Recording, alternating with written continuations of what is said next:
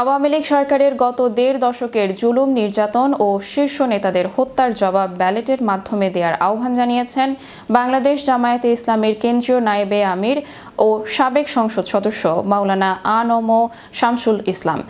বলেন, আমরা প্রতিশোধের রাজনীতি চাই না, আমরা চাই ন্যায় বিচার ও ইনসাফ। সেই ইনসাফ প্রতিষ্ঠার একমাত্র পথ হলো জনগণের রায়ের মাধ্যমে জালিম শাসনের অবসান ঘটানো।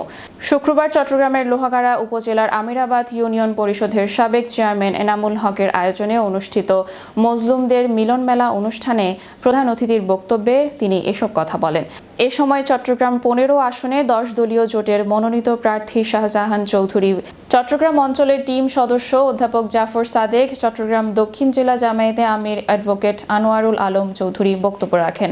অনুষ্ঠানে লোহাগাড়া উপজেলা পরিষদের সাবেক চেয়ারম্যান অধ্যাপক নুরুল আফসার, শিক্ষাবিদ অধ্যাপক শফিক আহমেদ, শ্রমিক কল্যাণ ফেডারেশন চট্টগ্রাম দক্ষিণ জেলা সভাপতি মাওলানা নূর হোসাইন, লোহাগাড়া উপজেলা জামায়াতে আমির অধ্যাপক আসাদুল্লাহ ইসলাম মাবাদি এবং আমিরাবাদ ইউনিয়ন জামায়াতের আমির অধ্যাপক মোহাম্মদ হাসান সহ অনেকে উপস্থিত ছিলেন।